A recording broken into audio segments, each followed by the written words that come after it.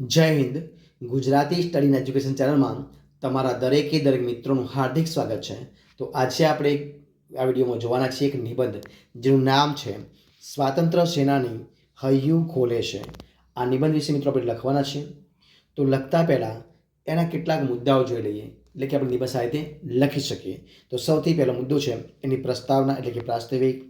એના પછી એનો વિશે મિત્રો આપણે પરિચય જોઈશું, એનું પ્રારંભિક જીવન જોઈશું, સ્વાતંત્ર્ય વિશે જોઈશું, સ્વાતંત્ર્ય સંગ્રામમાં એની સક્રિયતા જોઈશું, અને સ્વતંત્રતાનો સૂર્યોદય કેવો છે એ જોઈશું, વર્તમાનમાં સ્થિતિ કેવી છે જોઈશું, અને અંતિમ એની અભિલાષા શું છે એના વિશે આપણે ચર્ચા કરી નિબંધની પૂર્ણાવતી કરી શકીએ. તો શરૂઆત કરીએ આપણે નિબંધની. જોઈએ મિત્રો કે 1942 ઓગસ્ટની 8મી તારીખે હિન્દી રાષ્ટ્રીય મહાસભાએ વિદેશી સરકાર સામે મહાત્મા ગાંધીની સરદારી હેઠળ છેલ્લું સ્વાતંત્ર્ય યુદ્ધ લડી લેવાનો નિર્ણય જાહેર કર્યો. બીજા દિવસે સરકારે લોકનેતાઓની ધરપકડ કરી.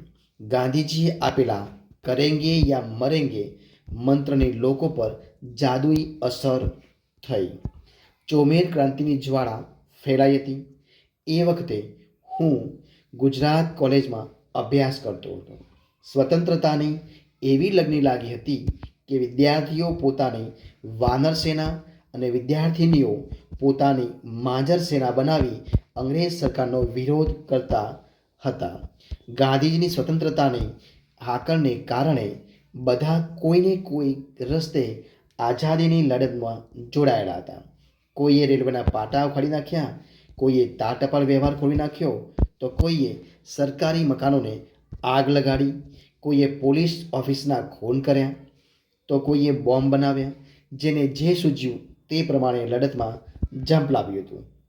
અને એ રીતે આખો દિવસ અમદાવાદ શહેરમાં બારેલા અગ્નિ જેવી સ્થિતિ હતી. સાંજે ખાડિયા 4 રસ્તા પર એકઠા થયેલા લોકો ઉપર આડેધડ ગોળીબાર થયો. સત્તાવાળાઓએ પહેલું બલિદાન ઉમાભાઈ કડિયાનું લીધું. આ સાંભળી મારું ચિત્ત વ્યગ્ર બન્યું. દેશ પ્રેમની ભાવના મારામાં જાગૃત થઈ.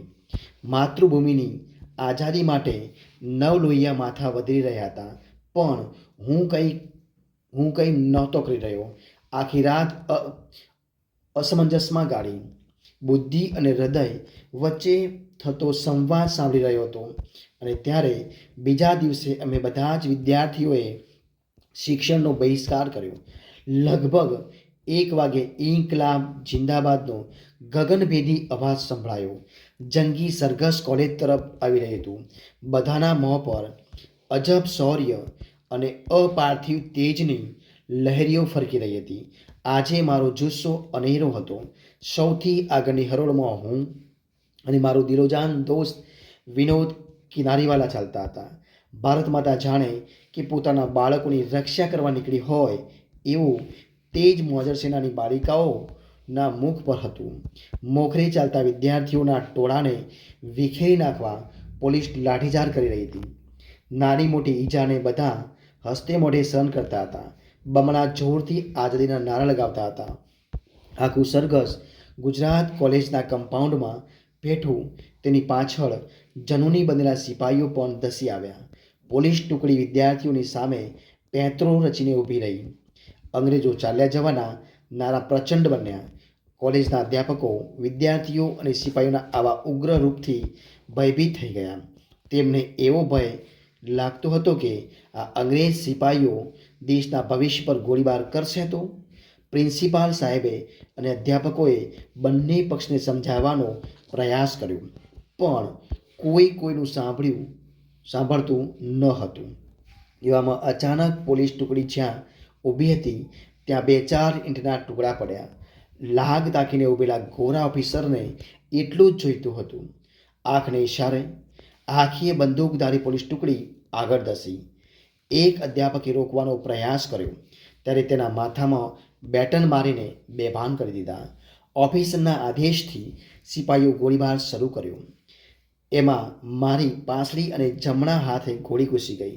હું બેભાન થયો. પછી વીર વિનોદ કિનારીવાળાએ અદ્ભુત શૌર્ય દાખવીને ગુલામીની કલંક કથા ઘોડી નાખી. ઓફિસરના ફરમાન છતાં પોતાના સ્થાન પરથી હટ્યો નહીં. હિંમતથી સામી છાતીએ પડકાર કર્યો. વિનોદે ધ્વજ છોડ્યો નહીં. ત્યારે ગોરા ઓફિસરે નજીકથી ગોળીબાર કર્યો. ઇન્કલાબનો ઘોષ કરીને વિનોદનો આત્મા પરમાત્મામાં ભળી ગયો. જીવનના મોટાભાગના અનુભવો ગુલાબના કોટા અને ધુવેરના રસ અને આંકડાના ફૂલની યાદ અપાવે છે, પરંતુ થોડા પ્રસંગો મોગરની માદક કે પારિજાતની નાજુક સુગંધને લહેરકી મૂકી જાય છે. આ ઘટનાએ મારા જીવનનો રાજ બદલી નાખ્યો. હવે તો મારા જીવનનું એક જ લક્ષ્ય હતું, કુરબાની. અમને બધાને જેલમાં પૂરી દેવામાં આવ્યા, પણ હવે તો આખા દેશમાં આઝાદીનો જુવાળ આવ્યો હતો. માટે અંગ્રેજોએ ભારત છોડી જવું જ પડ્યું અને એ રીતે આઝાદી મળી. ખૂબ આનંદ થયો, પણ દેશમાં હવે આપેલા દૂષણો જોઈને મને ગ્લાનિથી ભરાઈ ગયું. મારી અંતિમ ઈચ્છા ખરેખર આઝાદ ભારત જોવાની છે. તો મિત્રો, અહીંથી આપણે અહીંયા નિબંધની પૂર્ણાવધિ કરી શકીએ છીએ. જો તમને મારો વિડીયો ગમ્યો હોય, પસંદ આવ્યો હોય, યુઝફુલ લાગ્યો હોય ને, તો એને લાઇક કરો, કોમેન્ટ કરો, તમારા મિત્રોને વિડીયો શેર કરો, અને છેલ્લે ચેનલમાં નવા હોય, ચેનલ સબસ્ક્રાઈબ ન કરી હોય તો એને સબસ્ક્રાઈબ કરવાનું ભૂલવાનું નથી. મારો પૂરેપૂરો વિડીયો જોવા માટે તમને દિલથી ખૂબ ખૂબ આભાર માનું છું, અને આપણે ફરી મળીશું એક નવા વિડીયો સાથે. ત્યાં સુધી બની રહો. જય હિન્દ, જય ભારત.